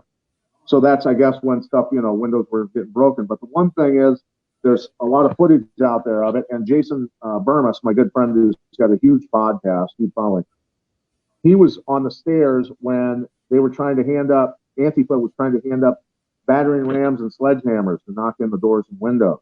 Oh, wow. And the Trump people were grabbing those and pushing them back down the stairs going, no, do not do this, no. So there was certainly some infiltration of Antifa within the crowd that had gotten in there. And we were told beforehand that this was going to be the case, right? So anyway, we stayed down until everything was just, there was nothing going on. Everybody was standing around on the hill I think we stayed down on behind the barricade for a good hour and a half at least after everything had happened. And then we just kind of walked up the hill because everybody was just walking up the hill and stood around, talked to people for a while, and then we left. And I made a joke. I actually made a joke because I had no idea that anything had happened inside the Capitol. I had no clue. When we were walking back, because at about, I think it was 5 in the afternoon, 6 in the afternoon, something like that, it was starting to get a little dark, and the wind had picked up, and it was getting really cold. And everybody kind of just started moseying away from the Capitol, going back to their hotels or whatever, right? So as we're walking back, I go, well, revolution's over. It's dinner time. So that's, so that was the vast majority of those million people were just there symbolically, I think, to say, hey, man, we're tired of the corruption on both sides of the aisle. That's all there is to it. We're just sick of it. And, so for anybody out there that, thinks anything negative, you got to understand something. The media it's not our friend. And if you're fighting for something that is controlled by the media and a massive government and everything else, that's not a genuine movement, right? You're aligned with the global bankers, the media, and the oppressors. You got to kind of shake your head and knock the cobwebs out and go, wait a minute, why would they be supporting us? What purpose are we serving in all of it, right? So people have to understand that I don't like the Democrats or the Republicans. They've all become, compromised, paid off, and corrupt. I mean, the vast majority of them all are that way. So, don't think I'm some sort of hardcore psychopath right winger that wants to take all your rights from you. I want to give you every right. You should be able to do anything you want with your life as long as you're not hurting people. That's, Amen. I mean, I don't want government. I don't want government controlling our children's lives. That's not why government was created in this nation. Government's only supposed to serve two purposes, technically.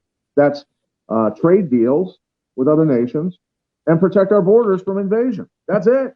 That's what it was intended for. And now it's grown into such a monstrosity that it must eat more to feed itself. It just continues to grow. Yeah, and the crazy thing is they're now saying, oh no, we need to hurry up and open up our states right away. We can't lose any more money. Like, really? So now, like, all of these things that are transpiring, you were broadcasting with an organization, and I read that you lost your job because it's right now as it sits, they are reevaluating everything. And oh, thank God. So here's one thing too I want people to understand is that what the cancel culture has done from my relationship with the LFA, with those guys, is I love those guys that much more. We've grown that much closer. Whether I ever work for them again or not, I will always love those guys because they were taking a beating just like I was. And I urged people not to harass them, and they got pounded. They got pounded for having me on board. Then they got pounded by the other side for basically, I guess, suspending me, whatever you want to call it. So, I urge people to just, cancel the cancel culture is what you need to do. Again, I want you to believe in whatever you want to believe in. I don't want to take your living so you can't feed your kids because of what you believe. So, people have to just, and hey, look, maybe I should have been a little bit smarter and not posted any pictures whatsoever, right? I should have had enough foresight, but I've never looked at myself like I am a big enough person to be a target for it in the first place, right?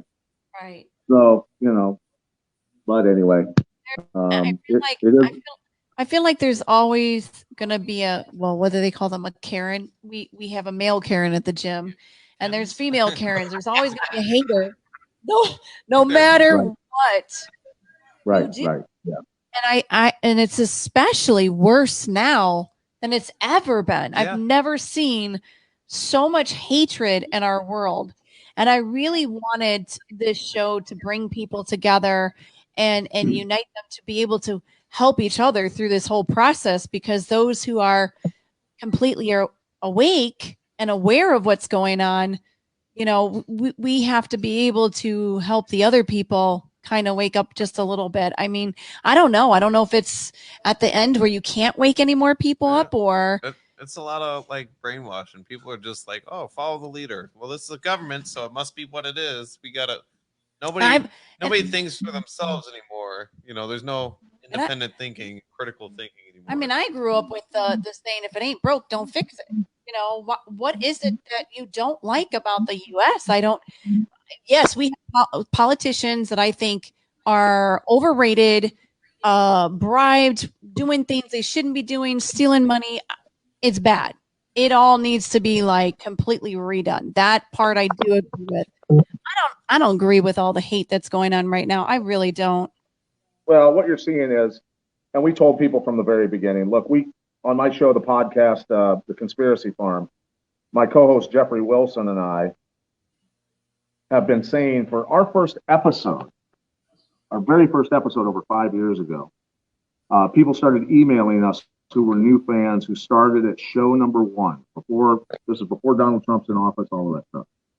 And we said, in coming years, there will be, basically media-driven race hatred and all kinds of crazy stuff was going to start happening. And you could see it, because Obama used it, right, against the police and everything else. And it was kind of the predecessor, the initial chipping away at the pillars of all things good in America, so to speak. And I can't say that all law enforcement is good. That's not the case. We understand that. But in general, those people want to do the right thing. So we were talking about that, and people were going, my God, you guys were talking about this 5 years ago. And 2 years before the COVID lockdown, we started talking about asymmetrical warfare, that weaponizing viruses. We talked about the 25 bioweapons labs that we own, run by, of course, Big Pharma and people like that, scientists, that they had perfected, and it's all documented Pentagon paperwork, that they had perfected weaponizing viruses that can attack specific DNA. And that's terrifying. And then on top of that, the scientists that worked in those laboratories, those bioweapons labs, had diplomatic immunity, which means they can ship or carry anything they want, and you can't search it. So there's a big red flag that goes up for us right there. We're in big trouble with this stuff. And we feel those documents were released to scare China and Russia. But anyway, of course, China, Russia, England, other developed nations have these bioweapons laboratories and can release these things at any time. And I try to explain to people, even those on the far left, it's very important for people to understand that. I have had to have this conversation to help even my most left-leaning friends understand something. And I say, can we agree that physical war is for nothing more than stealing resources from nations and making billions of dollars? Can we agree on that? And they will agree on that. And then I say, okay, now I'm going to help you get up to speed on some thinking.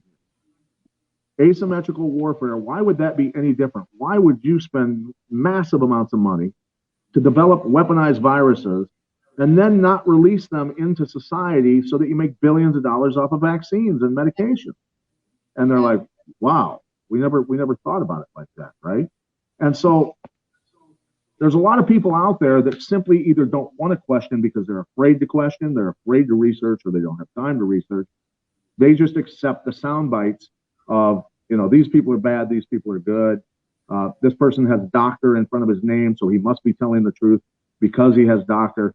And my friend, I was filming some videos of my friend who's a hypnotist and a very, very powerful speaker and life coach. He's a pretty young guy. He's 34 years old, but he's a very brilliant guy. And so I asked him to explain, the power of suggestion. When I explained that I watched an entire group of people get hypnotized and act like fools on stage at a comedy club, there's a Hell's Angel up there giving birth to a baby, right? He would never do that. He would never get on stage and act a fool. But because the power of suggestion had worked on him, and he had allowed it to work on him, that he ended up doing that. And then as years passed, I likened what the media was doing to society with what that hypnotist did to those people on that stage, right? And then Nick explained, he said, authority is a direct hack into the lizard part of the human brain. Because when people look at a TV and see a talking head who obviously is someone of authority now, telling them that they're going to die, it works like this. Get someone to feel an emotion and then make a suggestion, right? So all of a sudden, there's a picture of a bowl of soup with a big bat in it, right? Fucking bat in it. And this is the first thing they show, and then they show Chinese people falling over on sidewalks, dying, right? And then they say, COVID's here. COVID's here. We got to protect ourselves. You got to close your businesses. We're all going to fucking die. And everybody freaked out, right? And I knew instantly, the minute I saw that, I went, man, this is going to be really bad. Nobody even remotely understands where this leads to. So here we are today, getting ready to get locked down in martial law. We have no idea what's going to happen at the Capitol, but I'm pretty sure National Guard's being sent to all state capitals around the country because they think there's going to be violence and attacks at state capitals and everything else. So in my mind, they're either setting up false flag attacks to blame, white nationalists or whatever they want to do. They'll have players come in with weapons and shoot up the place or whatever. Or the Insurrection Act has been put in place. One of the two. It's either really bad or really bad. Because we're going to have military all over our country. I can tell you that firsthand account. I'm lucky to have some friends in the intelligence world, but I also have a friend several friends who are parents of Marines. And the Marines are being deployed domestically. You don't deploy Marines domestically unless you plan on kicking the shit out of them. Yeah. And the Marines, these guys are saying what their kids are telling them is that even their superiors in the Marine Corps are talking about if they're told that they have to fire on patriots, they absolutely will not do it, and they will defect in mass if they're told to do it. So that's where we're at in this country right now. And this is for real. This is not a drill. This is very, very real stuff that's happening. So nobody really knows which direction this is going to go. Nobody has a clue, but I don't have a warm, fuzzy feeling about it. Let's put it that way. So, everybody should be prepared. Feel something in the air, Pat. You definitely can feel something heavy is upon us. Yeah. And so, we've been telling our listeners for quite some time, stock up on dry goods. Make sure you've got a ton of water. Water is the most important thing. Water and, honestly, ammo. I hate to say it. But people don't understand that water purification plants can't keep running with no power. They can't pump water. They can't do any of that. People don't realize that. That's like, you will die without water. So that's very important. So, thanks for that's something I didn't know. I know we've been stocking up and people are like, you're crazy. What do you think? What's going to happen? The end of the world? I don't know what's going to happen, but I'd rather be prepared than not. Like I said, if you go back and listen to our show, my co-host is a supremely intelligent guy, Jeff. And if people go back and listen to our show, as this whole thing was starting and even before it, where I was talking about in the spring of 2020 is when it all is going to start. And I started calling it when it was going to happen over a year before it happened, saying we're going to have financial collapse. We're going to have asymmetrical warfare. Trump puts the clamps down on China with trade. And then the kicker, what I think sent China over the edge was that Trump moved a microprocessing plant from Taiwan to Arizona, and it's like a military compound down there because that stuff is so top secret, that technology, that it just cannot get to the Chinese. And without those microprocessors, China falls behind in technology, and they can't keep up. And they are scared. They are scared. So that's why we're seeing, the asymmetrical warfare and everything else that's going on. And people have to understand that throughout history, there have been the four major groups that were the most powerful. First, it was the conquerors, then it was religious leaders, then it was the presidents, and now it's the CEOs of big tech and big pharma. These people are so powerful, but the problem is that 95% of all their stuff gets made in China. So we've got guys that are Americans who are very powerful people in the world, siding with the communist Chinese regime and willing to destroy the United States of America to keep making money. Yeah, you can't walk into a Walmart without everything saying made in China. Yeah. I have noticed that over a period of time, each year, there's more and more and more and more. Everything's being made in China. We used to see made in USA all the time, and now it's like it's slim to none. You find anything made here in America. Yeah, I'm redoing my house, this house that I bought, and we finished the upstairs, got that all done, and then on two of the walls, we're putting barn board in the living room. And the barn board we got at Lowe's, and on the box it says "Made in America," and that's what I was looking for. So I encourage people to buy as much stuff made in America as they can. So, Pat, with all of your knowledge, I didn't know that you had. Well, I kind of know now, but I didn't know that you had the podcast. How long have you been doing that podcast for? Over 5 years. We, and the funny thing is we got laughed at for a long time until people started realizing that we were telling the truth, right? I'm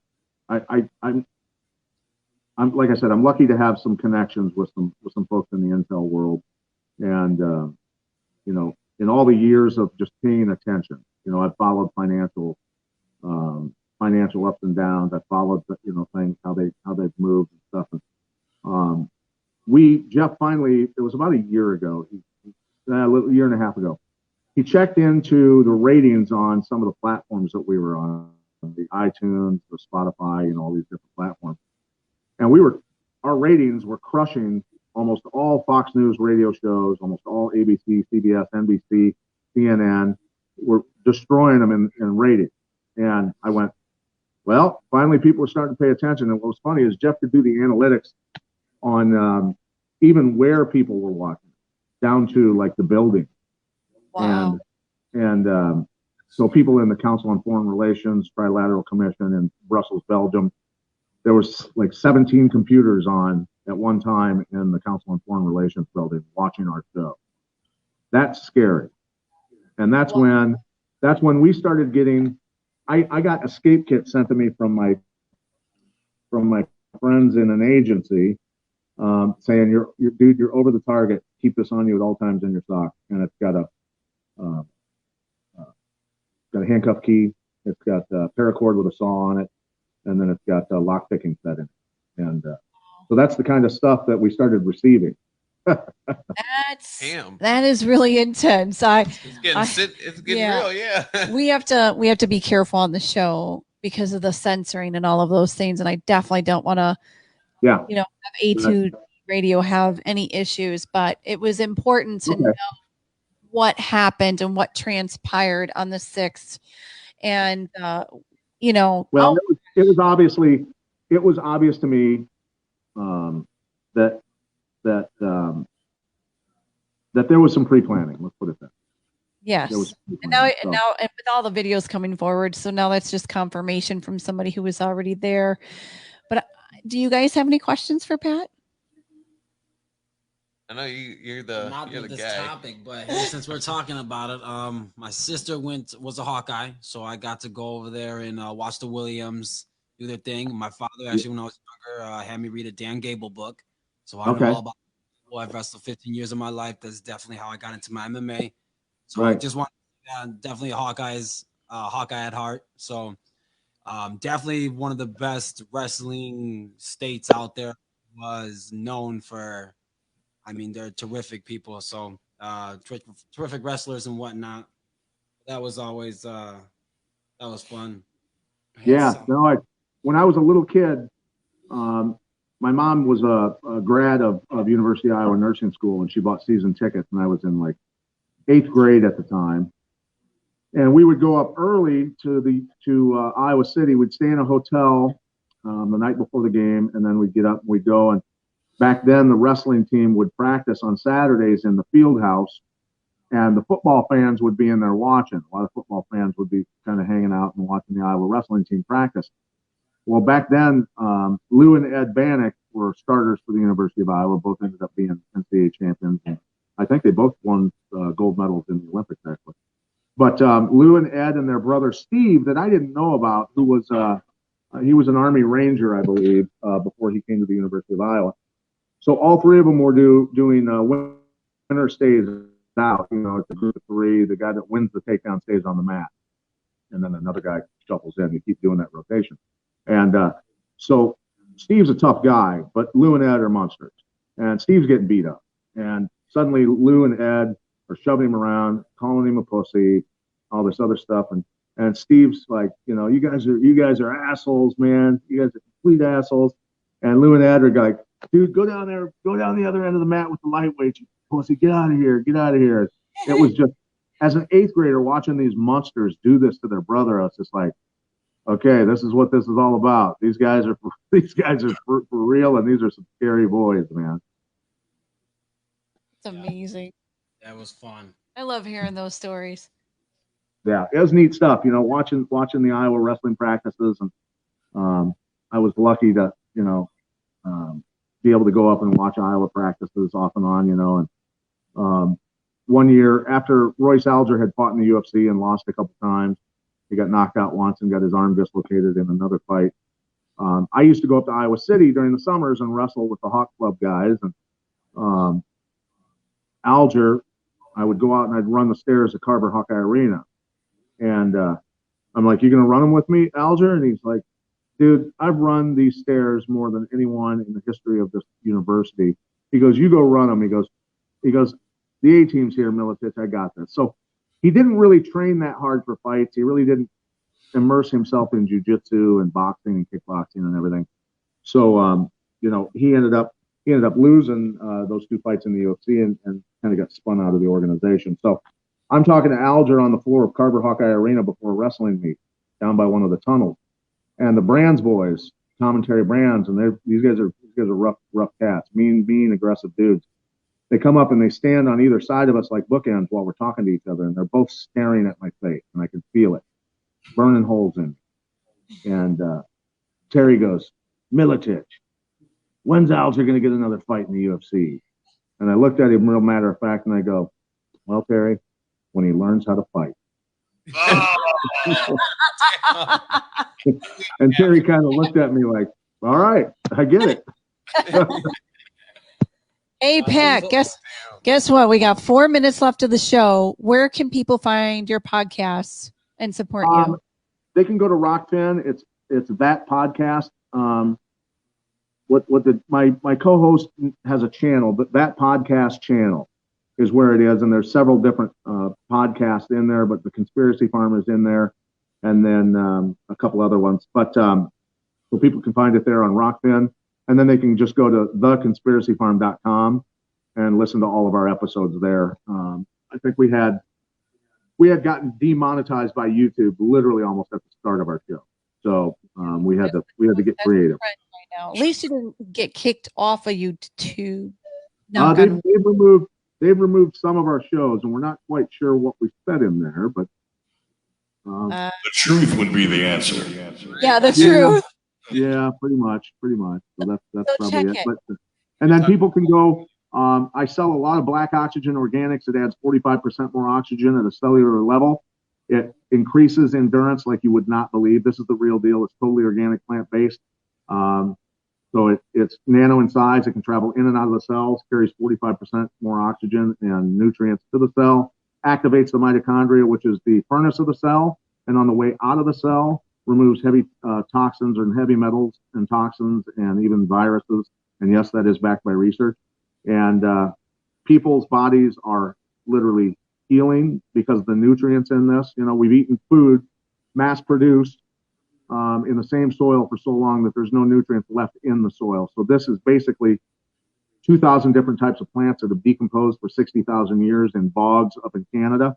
And my friend figured out a CO2 pressurized process, how to remove that stuff and concentrate it.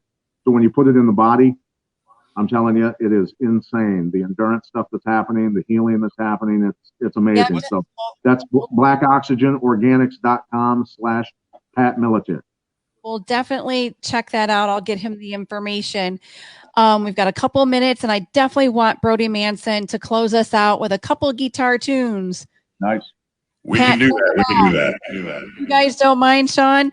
We'll see you guys next Friday at 6 p.m. Central Standard Time, and guests will be announced on Friday. Pat, thank you so much for coming on. Stay on for a little bit just to hear these guys play. They are amazing. Yeah. Absolutely. Thank you. Thank you, guys. You're very welcome. Okay, take it away, Brody. Truly was an honor meeting you, man. I've followed your career for time. There's so much respect for you, man. It was really an honor to be on here with you. Thank you, sir. You too. Yes, sir. We're gonna do a song. We're gonna let Sean sing this one. This is his song, and I'm gonna step away, and I'm just gonna do some backup vocals and let Mr. Sean Z sing his tunes. Gotta read tune, please.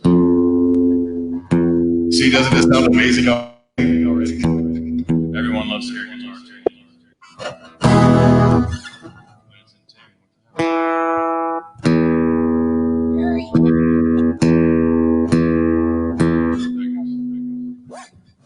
Let's do it.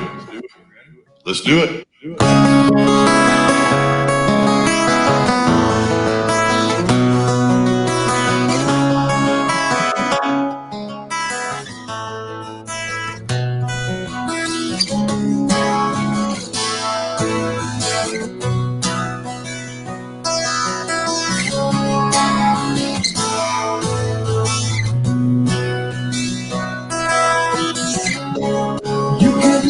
Yourself away into the corners of your mind. You can think of yourself someday. Oh, oh,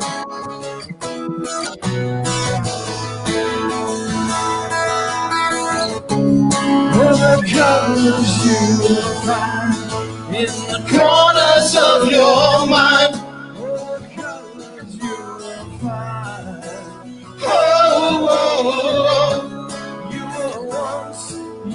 Twice, you were always on my mind.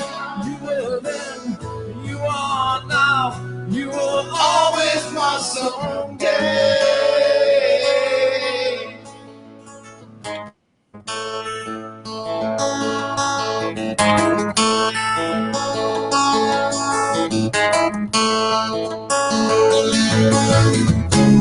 Picking up where we left off, you can never have enough. Picking up where we left off. Oh, oh, oh. You were once, you were twice, you were always on my mind. You were then, you are now, you will always my someday.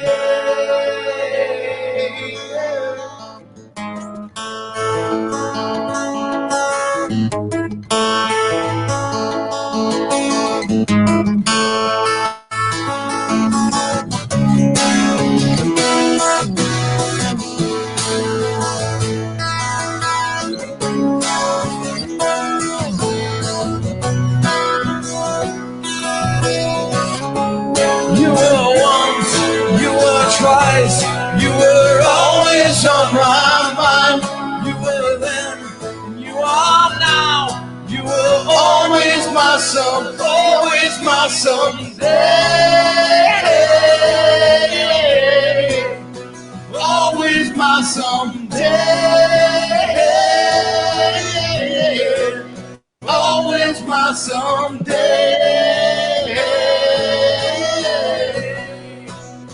Always my someday. Always my someday.